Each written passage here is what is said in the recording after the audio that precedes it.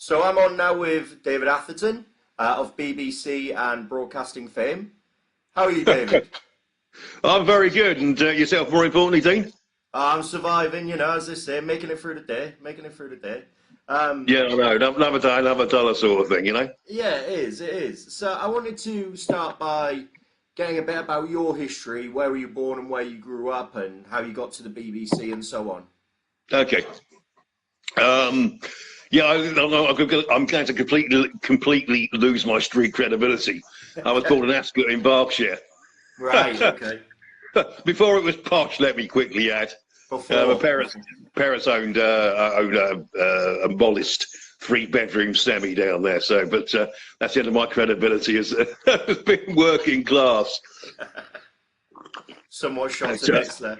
Yeah, no, so no, as I say, that was before Ascot was posh. My dad worked for British Airways Heathrow Airport for 40 years, and the reason he bought a house in Ascot was because he couldn't afford to buy a house in Hounslow, near the airport.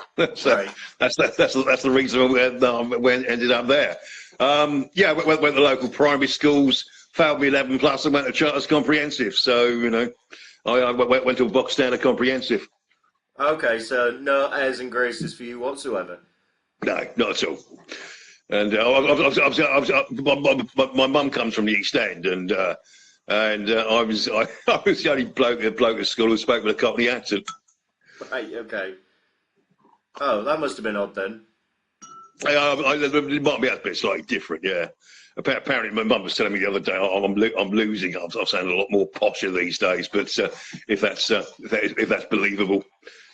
Okay, so no airs and graces. Lived in an area that's now posh before it was posh, and you fell into the BBC, I believe. Oh, well, yeah. I've never worked for the BBC. I've appeared on the BBC numerous times. Right. I spent most of my career in IT recruitment, and but Labour brought in the smoking ban in 2007. I was really angry about it, and I still am. I gave up smoking 7-8 years ago, but I'll still vape a lot these days. And and there are pubs that let you vape inside, and there are places that got particularly spacious outside areas. So my life revolves around there. Where are we going? Where are we going for for a drink or to eat? There's got to be a place with a good smoking area. I hear you. Yeah, so I was one of the co-founders of Freedom Shoes, and grassroots working class organisation that was pro-choice on smoking, and I started writing a blog. I got noticed, by the BBC and also ITV as well. Actually, I've been on Good Morning Britain 3 times. Yeah, I've seen you on there as well. So yeah, so that's how I started off in broadcasting. I was able to reinvent myself from sort of being a sort of libertarian pro-choice smoker to being a political commentator about, I suppose, 6-7 years ago. So I now work full time because I get paid by X for the for the ad revenue. It's now my full-time job. Okay, that's fair enough. So I have it from my research that you're part of the European Conservative magazine. How did that come about? Oh, okay. I don't work for them anymore. But yeah, they approached me about 2 years ago to write for them. I had quite a few articles published, and I just didn't get on with the people who ran it, so I quit. And I just kept it in bio because I couldn't be asked to change it, and it annoyed them. That's fair enough. If it wasn't working for you, it wasn't working for you. So I've got to ask, because people are watching this, me as well. Obviously, I've got my Substack and I've got this podcast. I don't particularly say that I work in broadcasting or publishing. So what, in your experience, was the industry or is the industry like? Is it as hard as people make it out, or is it okay? Is it hard in the sense of getting a foothold or toehold on? I would imagine it's difficult to get a foothold if you're going to be like an anchor on TV and stuff like that. But I imagine, well, I don't imagine. I'd like to know what it's like once you get your foot in the door. Is it all go, go, go all the time, or is it you have to write this? Did it edit a lot of what you want to say and do? Like, what's it like, really, sure. on the ground? Yeah, being an entry-level journalist and broadcaster is very, very difficult. To become a presenter, on mainstream TV, there's a long apprenticeship you have to go through. You start off, as the junior trainee reporter. Then they've got a journalist and an editor, and then you make your way through to the hopefully presenting a program. Obviously, it depends on what it is. If you do a children's TV program, you're probably going to be quite young. But that doesn't really interest me. So it's the political stuff I'm interested in doing. It's not easy, but it's not impossible. Let me put it that way. I don't know what it is. It looks like I might be getting my own show on a streaming service, and so watch this space. Nice. So, what are you allowed to say? Which streaming service? No, they haven't secured the funding yet, so right. I'll better keep stum about that. No, so I don't know the name of it actually either. So I just say so and so's been meeting the investors this week. So I genuinely don't know, and I wouldn't say anything anyway. That'd be interesting as well. So you've done your political commentary. That's sort of where you fell into after doing your recruitment work. Yeah. So I guess as you wrote for the European Conservative, you would class yourself as a conservative. Is that right? Well, yes. I think it's probably 20 years ago, around the smoking ban, you probably would have seen me more as a libertarian or a classical liberal. But with mass immigration since 1997, and it's particularly picked up in the last 14 years under the Conservatives, and excuse me, Labour making a complete hash of things at the moment. I feel probably like a lot of people are being pushed further and further to the right. Well, that's what they're claiming as the overturn window moves constantly, almost daily now. Anyone that has an opinion, should we say, that differs to the mainstream narrative, you're clearly on the right, it seems. If Starmer says the sky is green, but he's actually is blue, well, you're far right. That seems to be the level of silliness we're getting to. So, yeah, I know exactly what you mean. But I think the smear campaign has completely failed from Labour. Absolutely failed from Labour. Far right, even now racist now fails to doesn't mean anything, does it? Yeah, I know. Gammon and what have we. So I think a racist comment is like pornography. When you look at a picture, if it's pornographic or not, Yeah, of course. Just quoting figures like, Afghans are 22 times more likely to be convicted of rape than the native Brit. That's not racism. They are cast iron facts. Well, I think it was Ben Shapiro, the American commentator, said facts don't care about feelings. Yeah, it is. Yeah, exactly. Yeah. So. There is genuine racism in this country. Look at the way people treat the Jews over here. I look upon those Saturday afternoon demonstrations. Free Palestine from the river to the sea. That's basically the equivalent of gas the Jews. It is an open call for the genocide of Israelis. No, I kind of understand that, but I've got 2 points that I want to raise as we're on this topic. Number one, I was having a conversation with someone earlier this week. We're recording this on a Friday. And they said, really sort of on the ball sort of person. I'm not going to name drop who they are, but they're an academic. Sure. And they said, well, all of this is the politics of the Middle East. We should just scoop them all up, put them in the Middle East and let them sort it out themselves. Sure. Which I was kind of like, but we're allies with Israel, but now we've recognised Palestine. Thanks, Keir Starmer. You should have put that to a vote, really, but never mind. And I think with all this rhetoric around free Palestine, and Donald Yeah. Trump just freed it. Well, indeed, The peace yeah. deal. He seems to be the only person who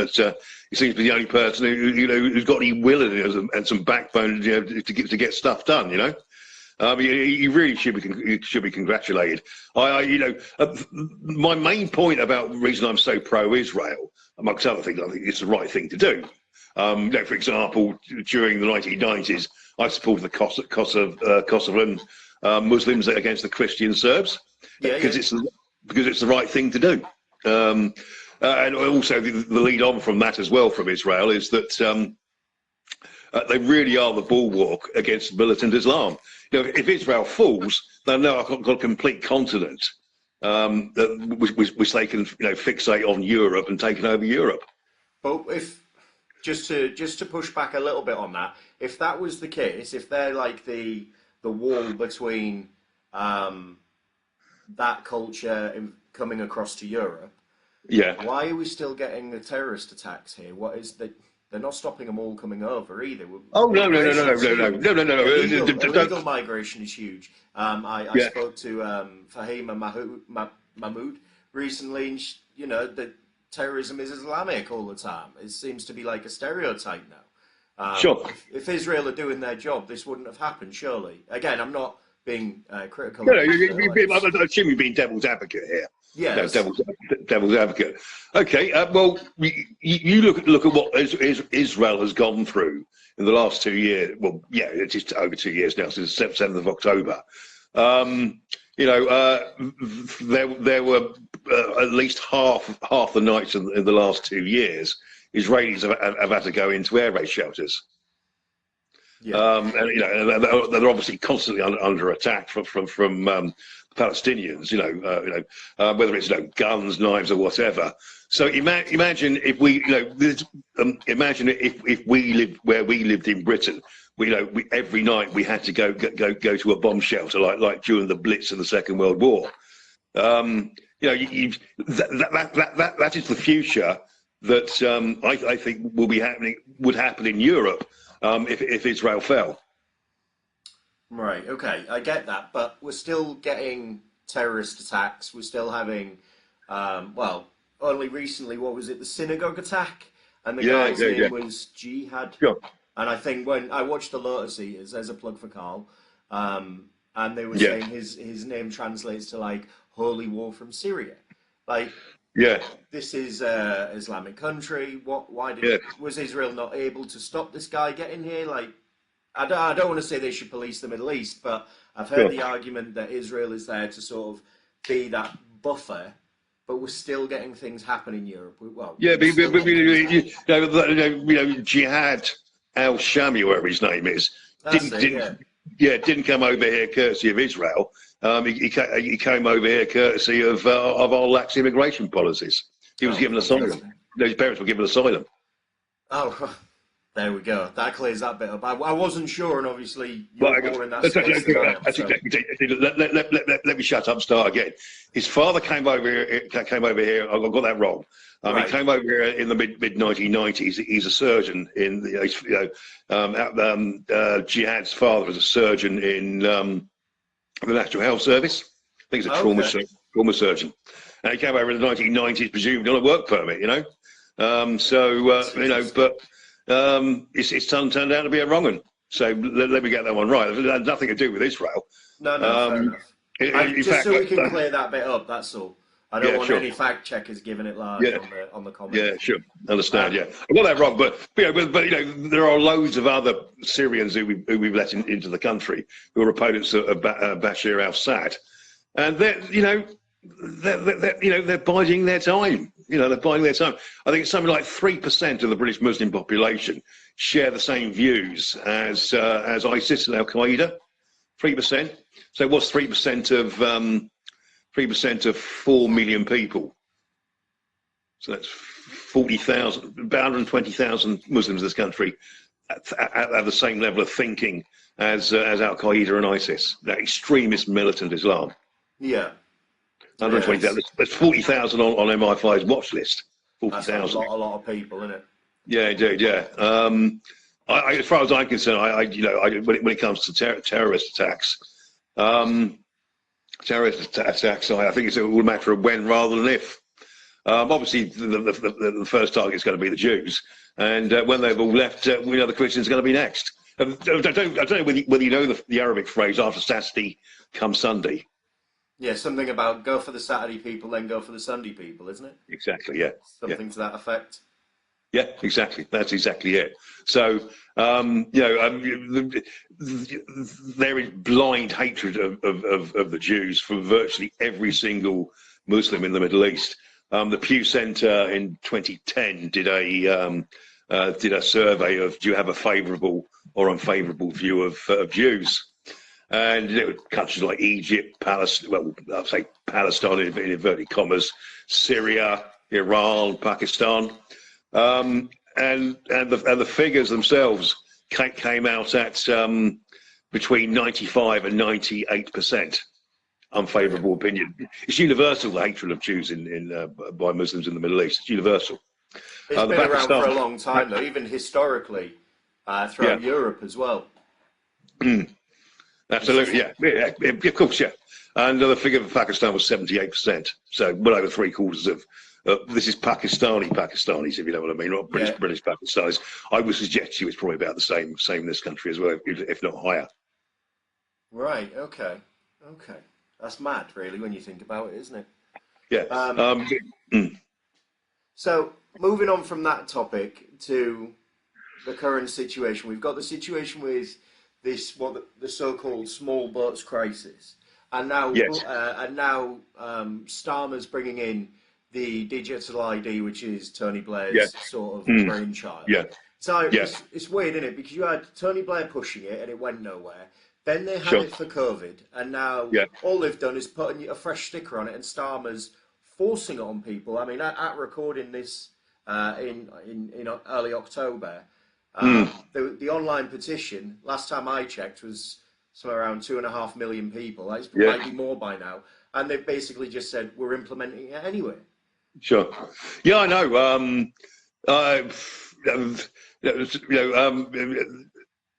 Labour, this could be Labour's poll tax. If they chose this hill to die on, they're going to get slaughtered. The good news is, it will take them years to develop the software. Take them years and years and years to develop the software, and probably by the time it's about to be implemented, Labour will be well out of power. But the bottom line is, this is a Tony Blair project. The unflushable turd. He refuses to go around the U-bend, and I guess that's where he's getting his fortitude from. It's an outright attack on privacy and civil rights, and I think in the end, I think he will give up, because I don't think Starmer has got too long to go. I reckon he could go before Christmas. This year? Yeah. And we're recording this in October, early October. Yeah, indeed, yeah. But then that will just hand the keys to reform then. Well, I assume, and given what people are saying. The Labour government won't go, but Keir Starmer will go. Oh, I see what you mean. Sorry, yeah. Yeah, oh, no problem. God. We might end up with Prime Minister Lammy. Raina's gone now, hasn't she? Well, that's an extremely good question. Who would take over? I really don't know. I care so little for the Labour Party. They could put a red rosette on a donkey, and some people still vote for it, wouldn't they? Well, I think some people are dyed-in-the-wool Labour, aren't they? Regardless. I mean, I've got to admit, when I first started voting, I voted Labour at the time, but I voted Conservative, and now I sort of find myself a little bit lost. I like bits and pieces of different parties, but no one party I'm sort of tying my ship to at the moment. Yeah. I like some things that some say, some things that others say, but not Labour, actually. Yeah, I suppose in some ways we all end up voting for the least worst, don't we? Rather than the party that really reflects my views and opinions, Yeah, it's one of those things. I would suggest to you that at least reform in Nigel Farage might have the gumption to get things done in this country. So, you know, who else is there? Do you want the Tories back in? Who are the Lib Dem? You know, who are the Lib Dems? And we certainly don't want Labour anywhere near power ever again. No, I think it's gonna be a long, long time before Labour get back in. I think this is the irony. I just want to throw this in there. Yeah. I used to work in a hospital, an NHS hospital. I won't name drop because that's not what we're here to do. But my ward manager used to call everyone comrade.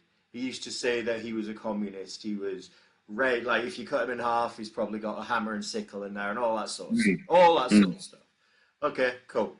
So he met Jeremy Corbyn. It was like Christian meeting God. He had like this, Jeremy Corbyn and all this and the other. He was a big supporter of Free Palestine.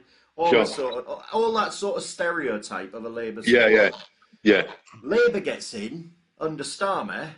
He emigrated to Australia. I was like, but you've just got what you asked for. Why have you now left? Because things are better for nurses in Australia. Yeah. Oh, it's ironic, isn't it? You finally get the government you want after bitching about the Conservatives for 14 years. Sure. You've left. Yeah. Well, Australia's lost to a left-wing government. Albanese's government, you know, is very, very left-wing, you know. Maybe that's why. Maybe that is why. Yeah, so, you know, well, 6 and 2 threes, really, you know. But at least the weather's nice in Australia if you go to the right places. Well, there is that. there is worse places to be, I guess. So, going back to this digital ID, it's not going to be... You say that it's going to take them years to bring it out, but I think they'll just adapt something that's already in place. Maybe the COVID thing that everyone needed to have on their phones. I mean, the NHS app or whatever it was. I think they'll adapt something like that, to be honest. But although they might grab hold of it. Apparently Estonia have got ID cards. Like they could buy the software for Estonia or even China if push comes to shove. Well, do something quick and dirty, you know. I was listening to them saying when he was asked about Estonia have got it and this country's got it and that country, and in the back of my mind I was like, well, that's that country. This is the UK. We don't do stuff like that. I've got a driving license. I've got a birth certificate. Hell, I've got an adoption certificate. I've got an NHS number. You know what I mean? I've got a bank account. Like I've got a payslip with my national insurance on. Like what more? Why? I do not believe this is anything to do with migration because I don't. Yeah. They're still going to work for cash. Whoever's doing it. I don't think it's anything what they're trying to sell it as. I really don't. And that may have me sound conspiratorial or whatever. No, I believe Labour, you know, the reason Labour wanted to reduce this is to control the population and particularly control free speech as well. That's the social credit score thing. Yeah, exactly. So, you know, you use some naughty words on X. I'm sorry, that's you're banned from the internet for 4 weeks or whatever. It reminds me of you remember the Canada protests with the truckers? Yeah.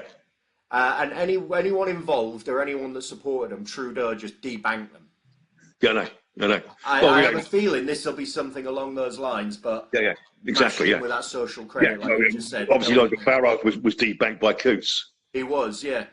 So I just wonder, like, if they push it through anyway, which Starmer just seems to do what he wants to do. Would Farage just abolish it? Because I know he said live on air the other night that he won't have it. He's not willing to have one. But just because he's not willing... Yeah, I think he would do. He just repealed the act.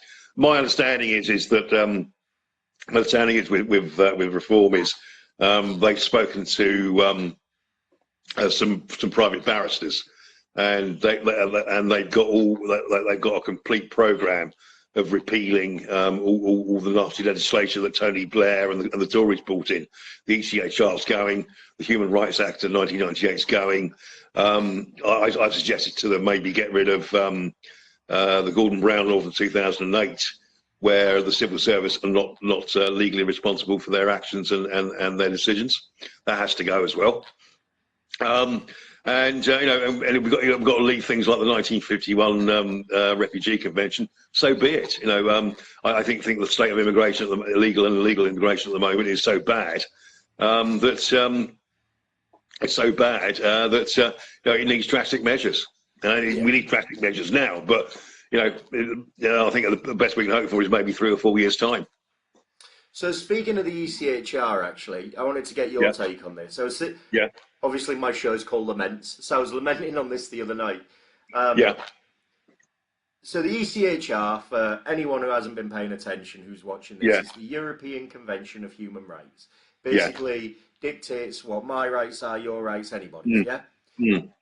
Now, pardon how this is going to sound, but it has been abused to fuck. Like, people use it to not be deported because my son doesn't like chicken nuggets, or because it's too hot in this country, or there's too much sand, or it's too dirty, or whatever. Like, it's really been abused in silly ways. But my concern then is it's your human rights convention. So if we leave it, and I know there's growing popularity for that, and I can understand the migration is the sort of vehicle for that. Sure. Am I going to lose my human rights to you? So when another pandemic happens, and you say, well, I'm not having the vax, it's against my human right. What human right? You're going to have this vaccine. See what I mean? And I didn't have the COVID jab, and I stood my ground on that because I was like, well, it's my right not to have it. But at the same time, if we leave the ECHR, using vaccines as an example, like, if a pandemic happens, well, it's against my human right. Not anymore, it isn't.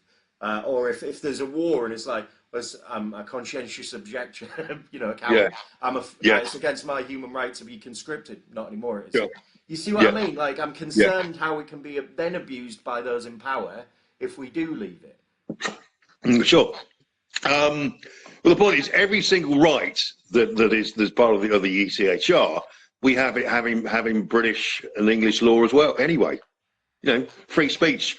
It was first documented in the 1688-89 Bill of Rights. That is when free speech kicked off, and as part of our written constitution.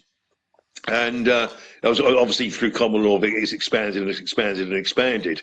And and you look at all the cases that fail, in the Crown Court, where people have written something naughty on social media. Most of them fail. You have to say something really particularly nasty.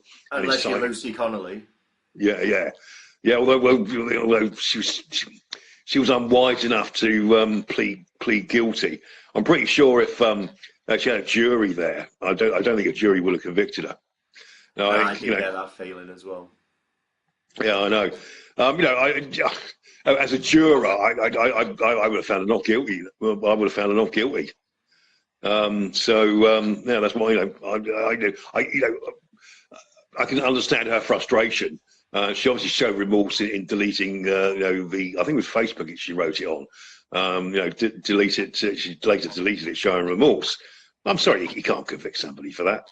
What was particularly obnoxious about it was the way that Starmer set up his courts 24/7 instant justice. No bail and things like that, and the way they were coerced into pleading guilty.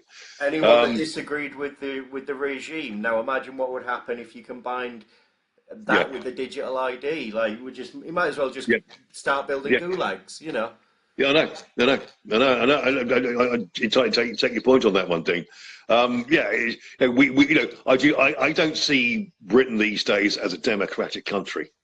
No. We live in a mostly benign dictatorship, and that benign dictatorship can turn to be an oppressive dictatorship when it puts its mind to it. It does kind of seem like that. I remember having an in-depth discussion before I started doing my pods with someone I went to university with. And I sort of said, well, to me, a democracy means the people choose. Yeah, you all have a vote on something. I said, so if that's genuinely the case, if it's a true democracy, in my mind, support for Ukraine, just to pick some out of the ether. Put that to a vote for the public. Support for Israel. Do the public support that? recognising Palestine. Put that Sure. to a vote to the people. Net zero, like any of all of these contentious issues, not just, oh, you get to pick who your spokesperson is every 4 years. Sure. To me, that's not democracy. That's just picking like a figurehead, like a company would.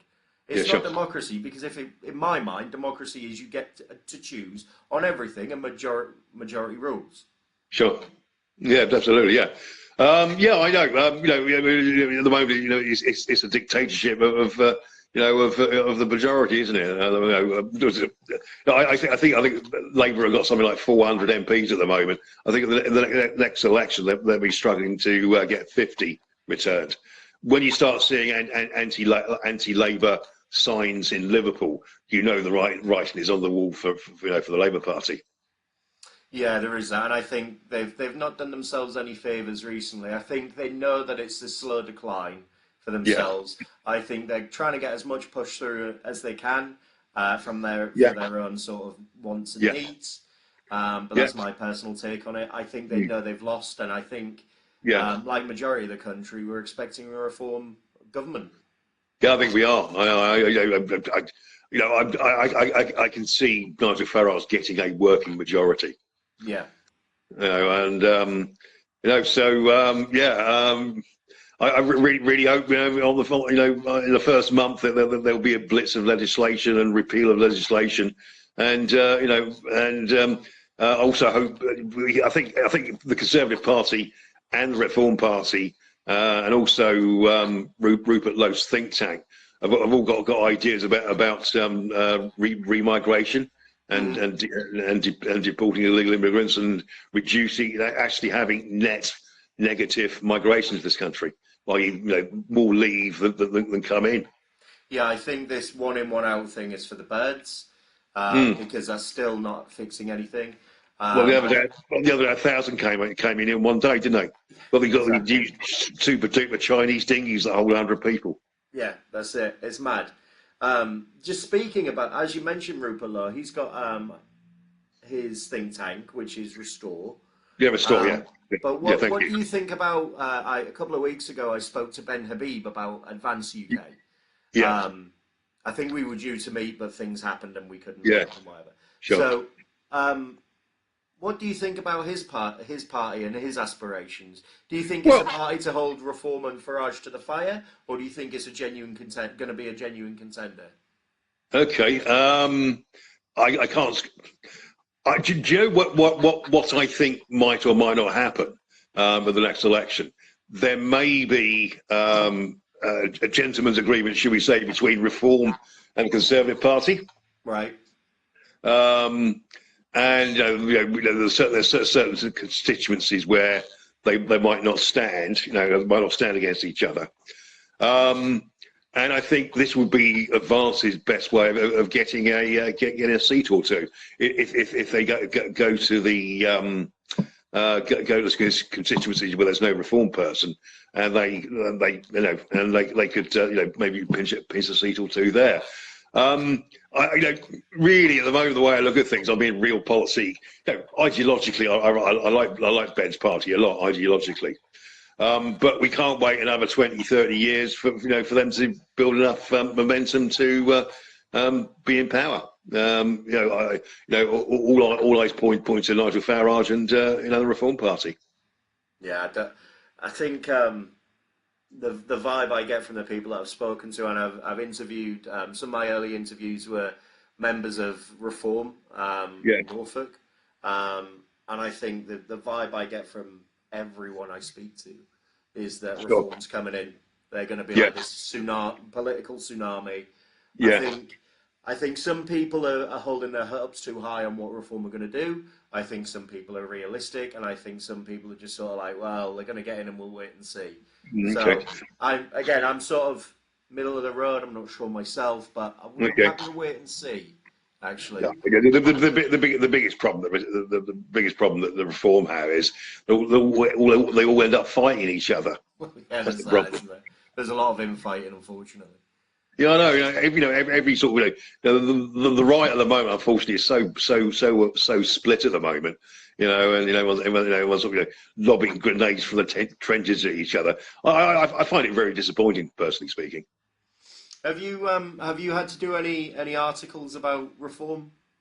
No, I don't minutiae like that. I'm not. I've commented a few times on X about it. Sort of about the old sort of metaphor of when you're kids, your brother would play it up, your mum would bash your head together, Yeah. that kind of thing, you